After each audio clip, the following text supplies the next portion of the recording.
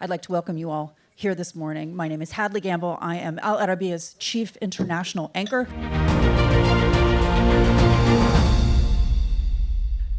One of the things that I've covered over the last few decades as a journalist is the impact of refugees on not just the artistic space, but economies worldwide. Today we have 114 million people who can't go home.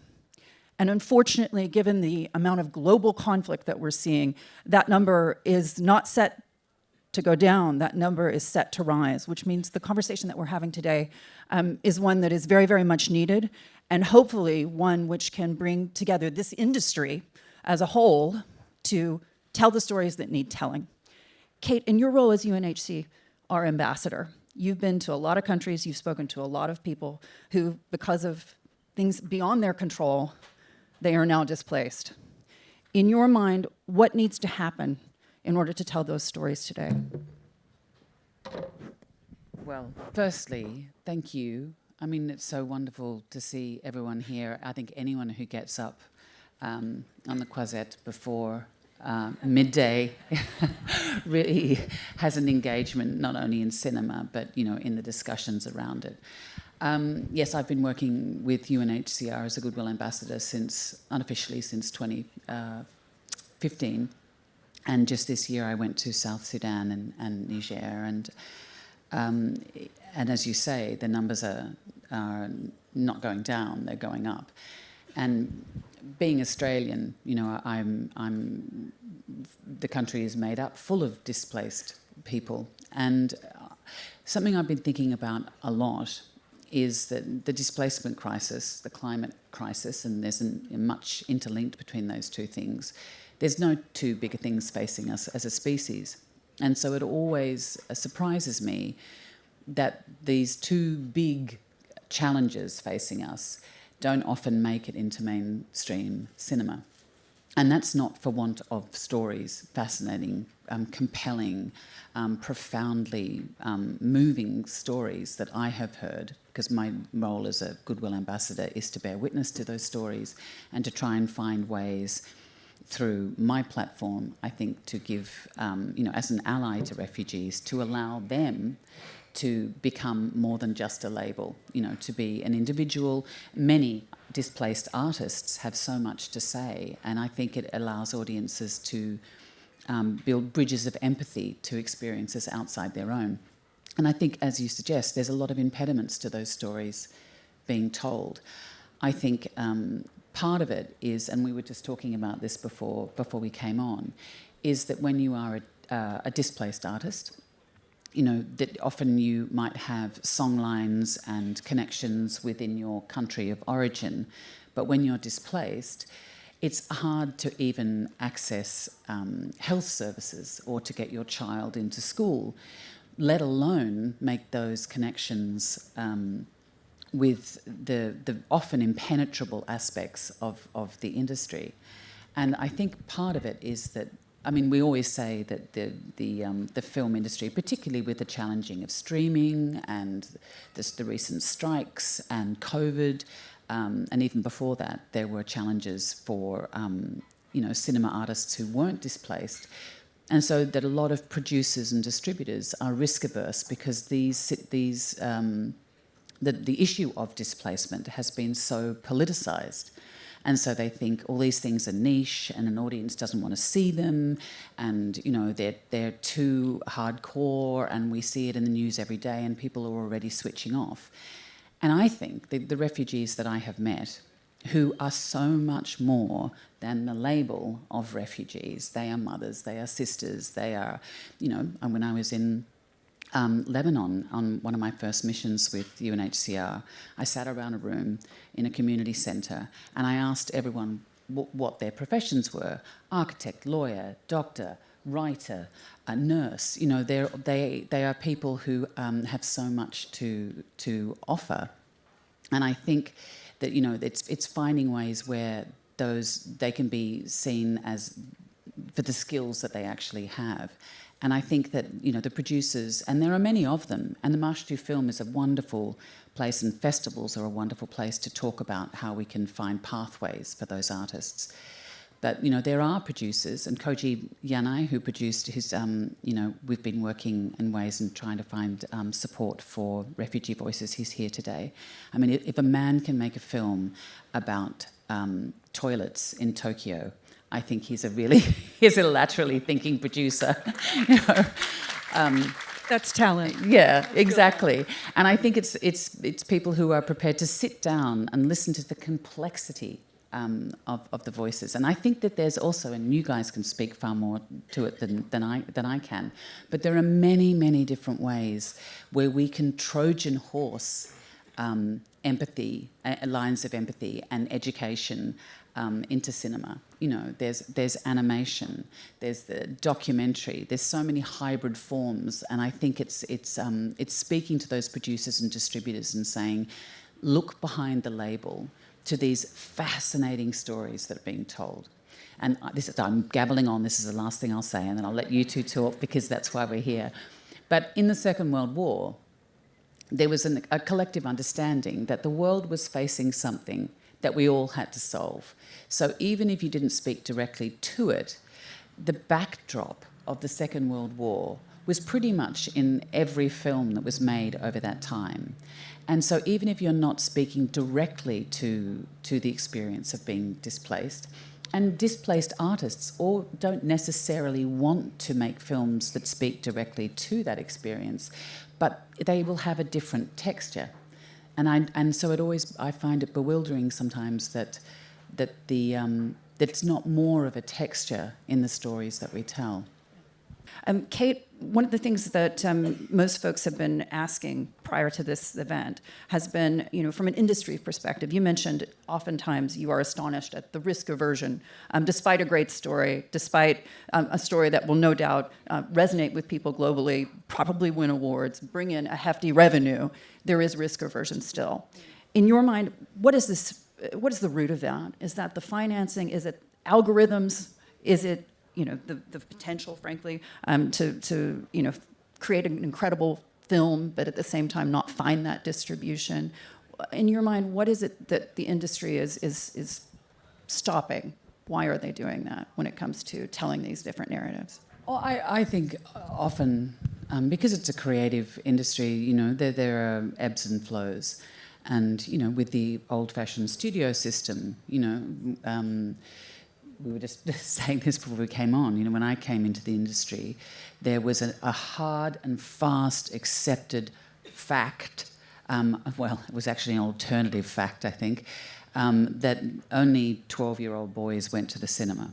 So that any film that had a woman at the centre was a niche experience. Now, of course, that is patently untrue, and that has shifted a long way. But I think there's still the sense that any story that has a refugee at the centre, that it's a monolithic experience, and so they already know what the story is going to be, when, of course, there are so many stories. I mean, there is so much laughter, there is so much courage, there's so much resilience, there's a lot of peril. All of the hallmarks that make great drama are contained within the refugee experience, but there are so many individual stories. I'm speaking later with Cynthia Erivo, who's just made a very personal story for her, Drift, which is a very surprising take on a single woman who is marooned on an island in Greece. But to your point, even I, who is relatively established in the film industry, I felt compelled, being in Australia and what was going on with offshore processing, to try and find a way it was totally off the national conversation. So I thought, well, we need to find a way to get this into people's homes. We don't want to make it into a film. We wanted to get it on television, and so we had then a 6-part series about as a precursor to offshore displacement, because it was horrendous what was going on offshore. And we were going to use a white Australian woman's experience who happened to be incarcerated and falsely was considered to be an illegal immigrant. And so she was detained. And so we were using a white person's experience to then extrapolate it out.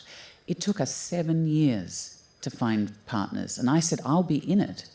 and it was, a piece of, and when we finally found the right partners to make it, it won a historic number of awards at the Australian Academy Awards, and it had huge numbers of people watching it because we found a really inventive way through dance, through music, but also we had refugee advisors on it. All our background artists were former detainees. So it gave us, as white people coming in with good intention to want to give a platform to these stories, we really felt it was important to have the people who had the lived experience of that being inside the way we told the story.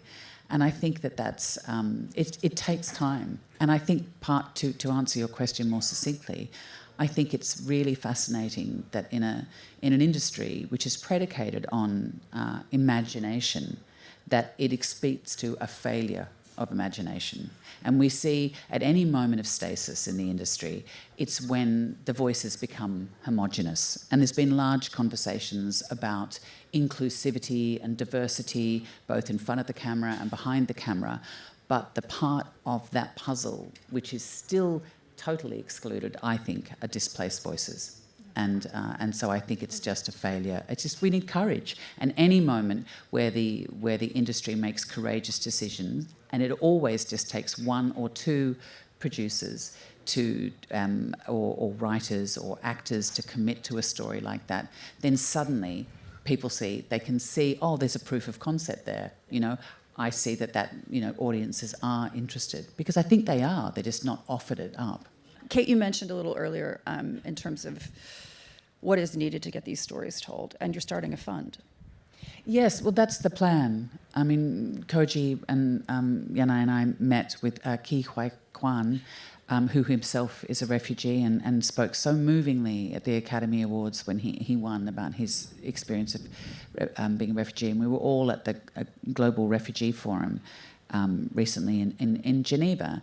And we were on the table with a woman who was a former refugee, and we were talking about her story and saying, what if you put cameras in the hands of people themselves, and how would you view the world differently? And we were talking about the film The Terminal, which, Tom Hanks, and they translated that, a man who was Iranian, I think he was, and he found himself becoming stateless in Charles de Gaulle airport for 18 years. I mean, what an extraordinary story. And Spielberg made a really wonderful, entertaining, heartwarming film with Tom Hanks playing that role, and from a made-up country set in New York. And we were all talking, saying, what if that film had been made by someone who had the lived experience of being displaced? And even just last week, the director of The Seed of the Sacred Fig had to escape Iran and is now in a safe house in Germany because he was having incarceration. And he said this wonderful thing is that, any Iranian who's had to flee the country always has a suitcase packed. Now, that's a lived experience of that. And so we started talking about what would it be like if these stories were advised by, authored by, shot by refugees. So we're trying to find a way, and it's very fledgling, to develop a fund that can actually help develop almost like a proof of concept for these stories to be made, because I think, speaking to the failure of imagination, often you'll go and pitch these stories as a displaced filmmaker, and the studio execs or whoever are engaged, but then they'll go, but people don't want to see that. And you go, well, yes, they do. But if they see a short film version of it, then they go, I can see what you're saying. We were just talking about, yeah. How do you manipulate the system to get something done? Because to your point, I've been told this often, you can't call something a drama and expect it to sell. But if you do something a bit more creative, a bit more out of the box, creating a film that's a thriller, not just put it in the box of refugee documentary, then you get different eyes on it. You get a different global audience potentially than you necessarily would have. How do you work the system in that way? And I'm talking across the board, not just within the film industry, but also the ability to influence media and to use social media to your advantage. And we talked a little bit yesterday about AI and how that could upend the conversation. I mean, and to your question about how one can manipulate the... As a woman, I don't like to talk about manipulation. I feel like a cliche. But I think that it's really important. And I think films that, you know, and this is why festivals are such extraordinary platforms, because we do see a lot of things that are challenging. And you know, this is a way where we can see audiences do connect to these stories. But it always amazes me when one has a film that's talking about things in a way that no one's seen before. You need to start, as you're developing it, you need to start thinking, how will we message this in the end? Because I think sometimes when you drop surprising stories or stories that are deemed as being, quote unquote, difficult, that you need to create an environment, you need to create a petri dish into which an audience is ready. It's moving that film into a prepared zeitgeist. And so that's what marketing is, you know, that's what finding your champions in the industry. You need to find a producer who's your champion, who can understand that sometimes stories need a particular type of development. Because if you're telling a story, you may have actors, as we did in when we're doing Stateless, who themselves you're asking them to relive the trauma. If you looked at The Act of Killing, that extraordinary documentary, they were people, we watched them unlocking their PTSD. So that film, that documentary would have had to have made in a very particular way. It might have taken longer to make. And I think so that all of that preparation and the development process needs to be really carefully understood. You need a very particular producer. And I think, like, whether you're making a film about the displaced experience or not, that partnership with a producer is absolutely vital, because there's not a cookie-cutter way to develop any film, and these stories in particular. Yeah. There you go. Hi, thank you so much for this lovely event. My name is Hisham. I'm from Beirut. I was displaced in '82 during the Israeli invasion, and I'm seeing it all over again now.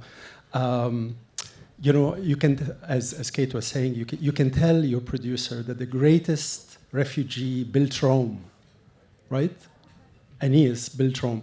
So this is a comment. My question to you is, okay, you know, you're making these films, telling stories. We are seeing them here at Cannes, and as you said, you know, white people.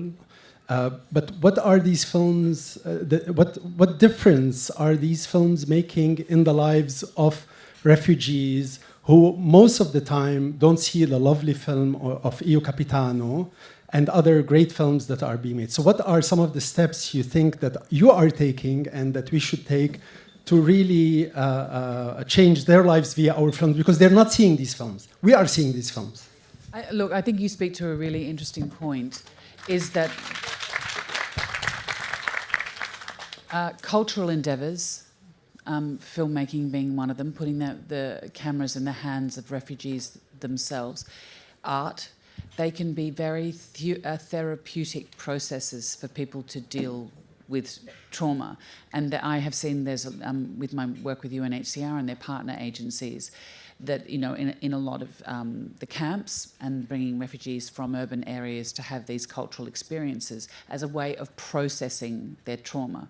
And Ridley Scott's company, back in 2010, gave people around the world a mobile phone, and they made this wonderful, extraordinary, groundbreaking documentary called A Day in the Life of. And they have a plan to make another documentary saying, with the same things, but putting mobile phones in the hands of refugees so that people can be heard. Because one of the things that I repeatedly hear is, I feel invisible, no one knows I exist. And if you feel you don't exist, then you start to lose your identity, you start to lose your sense of hope, you start to lose your sense of imagining a different future for yourself, which is 101 to remaining alive. And so sometimes these cultural endeavours can be very powerful for refugees. And they have, Ridley's company has a plan to make another version where refugees are given, often quite badly filmed, and then smashed together as a documentary. Around the world, you will see the different forms of refugee experience. And so that's one way of doing it. But the other thing is that part of, and we see intractable policies, inhumane policies by governments around the world, suddenly alienating and demonizing people who have the right to seek asylum, people who have been deeply traumatized and had to flee their home through no fault of their own, are being turned away. I think that makes the populace in those countries hardened and decreases their empathy. And so one way as artists of doing that is to tell stories, and either through documentary form or through drama, and to create these bridges of empathy so that there can be a groundswell within people to remind ourselves of our humanity. And that when we demonise refugees, we ourselves, who are not displaced, we calcify ourselves. We are also damaged by that experience. And I have seen that firsthand. We're talking about Australia, and that's where we met, and where I first saw your photographs, is that it had a profound effect on the citizens of Australia to know what was going on offshore, and to tacitly allow that to happen by keeping it off the national conversation. So, of course, art is not going to solve the issue of displacement, but part of us sitting here is to say, how can we actively, empathetically engage in that? And to the thing that is always said to me is, please tell my story. People don't know I exist. And so, as a witness, I feel that that's sort of probably the best thing that I have in my platform to offer. While we wait for political solutions, we have to make sure that our empathy is not destroyed and eradicated. I don't know if that completely answers your question, and it's certainly not a solution, but in lieu of political solutions, yeah.